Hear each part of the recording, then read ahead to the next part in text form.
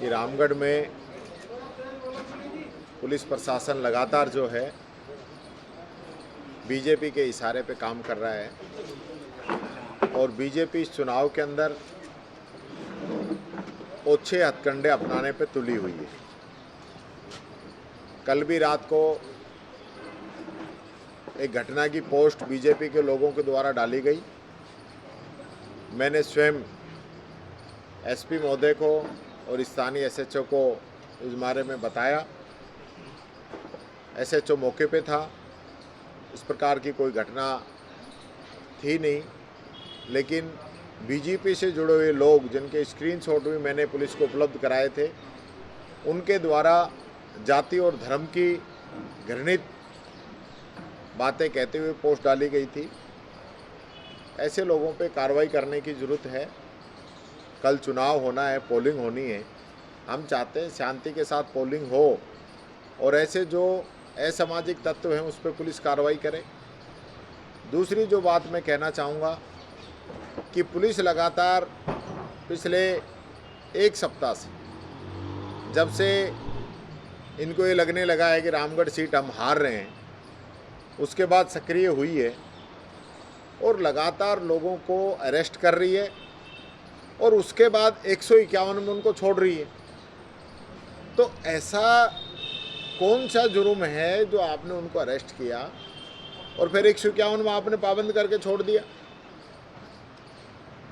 आप किसी भी व्यक्ति को इस प्रकार से, जबकि कल चुनाव है, आज भी जो है बगड़ तिराया पुलिस के द्वारा काफ़ी लोगों को अरेस्ट किया गया और उनको 151 में छोड़ देंगे। और अब हमने प्रेस कॉन्फ्रेंस कर दी तो हो सकता है उनके खिलाफ कोई मुकदमे भी लगा दें। लेकिन ऐसे लोग, निर्दोष लोग जिनका कोई किसी बात से लेना देना नहीं है, उन लोगों को इस प्रकार से पुलिस के द्वारा प्रताड़ित करना, मैं समझता हूँ ये चुनाव को प्रभावित करना चाहती है बीजेपी।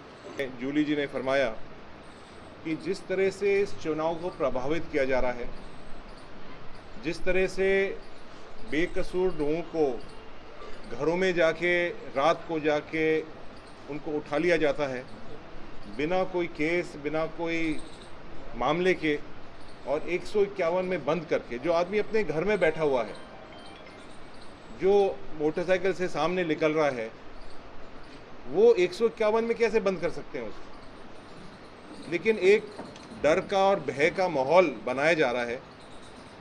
हम सब जानते हैं कि रामगढ़ का जो चुनाव है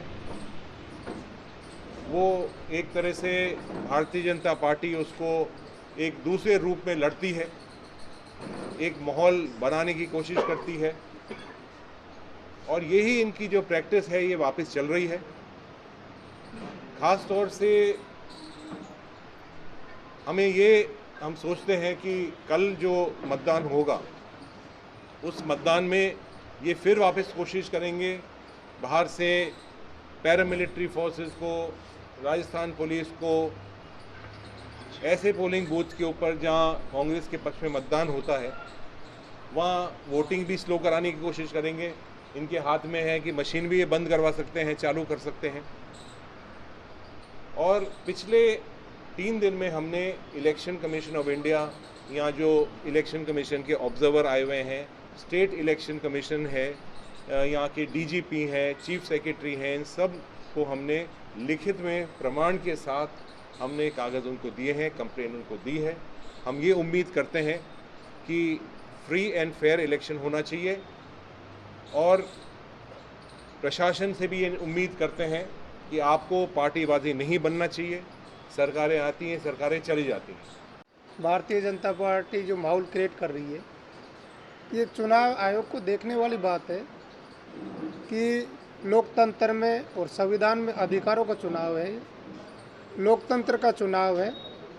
ये कोई धर्म और आस्था का चुनाव नहीं है जिससे कि भय युक्त वातावरण बना रही बीजेपी, जबकि लोकतंत्र में मतदाताओं के लिए भय मुक्त वातावरण होना चाहिए।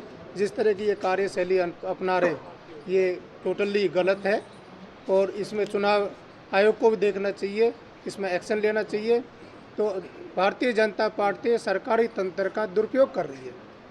सरकारी तंत्र का दुरुपयोग करके लेकिन यहाँ के मतदाताओं ने राजस्थान में 7 सीटों पर, रामगढ़ में मैंने भ्रमण किया है, गांव-गांव गए, सब ने अपना मन बना लिया है कि वो किसी भी तरह से इनके दबाव में आने वाले नहीं है और निष्पक्ष वोटिंग होंगी, वोटिंग करेंगे, चाहे ये कितना भी प्रभावित करें, भय कायम करें या डराए धमकाएं, लेकिन मतदाता हैं जो रामगढ़ के डरने वाले नहीं हैं।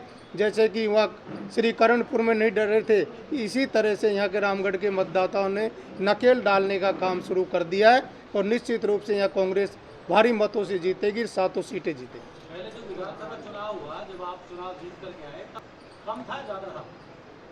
उस समय कोई ऐसा वातावरण नहीं था, आम चुनाव थे और उस समय भय मुक्त था। अब भय युक्त बना रहे हैं वातावरण को और ये समाचार जगत के बंधुओं से आपसे निवेदन है कि आप भी अपील करें चुनाव आयोग से, उन तक भी आपकी आवाज़ जानी चाहिए कि इस तरह का वातावरण क्रिएट नहीं करें।